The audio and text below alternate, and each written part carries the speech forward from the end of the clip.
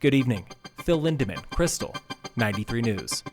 On May 31st, 1 week after the shooting in Uvalde, Texas, 24 members of the Colorado Association of Ski Towns, including Breckenridge, Frisco, and Blue River, sent a letter to Denver and D.C. lawmakers asking them to support stricter gun laws.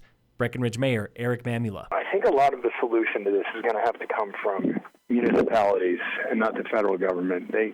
While they might get something done, I don't know that many of us are going to be really satisfied with the outcome. Yesterday, we contacted every town council in Summit County for their thoughts on gun control and a response to Boulder's new gun laws, where assault-style rifles are now banned. We heard back from just one, town of Breckenridge. Mamula says it will be on the council agenda next Tuesday. I'm personally very pleased with what Boulder did. I think they're really leading the way. Aaron Young of Silverthorne Town Council declined to comment. We have not heard back from anyone else. Local law enforcement has been more responsive. Every local police chief tells us, in their experience, local gun owners are responsible. Breckenridge Police Chief Jim Baird. We haven't received calls that I'm aware of stating anything like, my kid was at so-and-so's house playing and came across it, something like that. We haven't seen that. But in Breck, they do get calls for other firearms left unattended. I would say one of the most common ways that we come across guns here in Breckenridge is actually when tourists will leave them behind where they were staying by mistake. By law, firearms in Colorado must be stored securely. Baird could not comment on if abandoned firearms were locked. Christy McCallus-Schaffler, a longtime local firefighter, lost her 4-year-old daughter and 5-year-old son last Friday when they were killed in an ATV accident in Montana. Their 13-year-old sister is recovering. McCallus-Schaffler helped the Old Lake Dillon Fire Department shift from volunteers to paid staff in the 90s and 2000s. Dillon's Big Red Crane is getting the axe. Crews spent the day dismantling the crane, more than 2 years after it was erected at the embattled Uptown 240 site.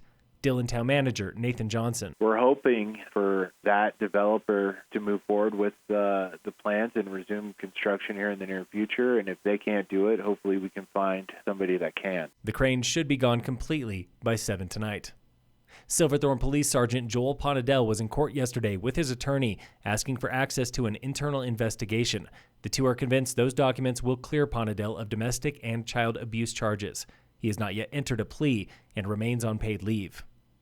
Local fire danger is moderate today with no fire restrictions.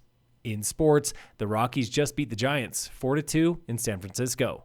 And in local sports, brought to you by Red Mountain Autos at their new location on Airport Road. Today on the Warmup, we were in Frisco yesterday for opening race of the Town Mountain Bike Series at Frisco Peninsula.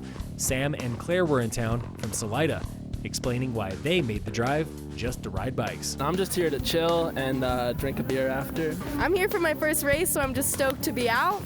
First race, what made you go ahead and pull the trigger and come out and race finally? All my good friends.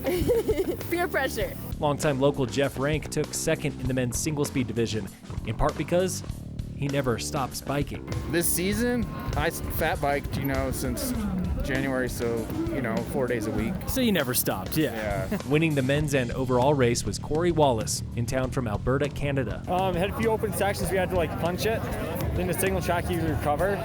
We had altitudes tough in the system, right? Wallace has a full slate of races this season, including the Breck Epic in August. It's one of my favorite races. It's awesome. It's amazing high alpine in the summer. It's good distance, good single track, good atmosphere. Fastest lady on course was 16-year-old Hayden Bevington. Junior races went to Jensen Riderer and Chloe King. Next race in the series is June 22nd at French Creek. This has been the Warm-Up with Summer Athletes, brought to you every Thursday and Friday by iFurnish in Frisco and Kremling. Phil Lindemann, Krystal, 93 News.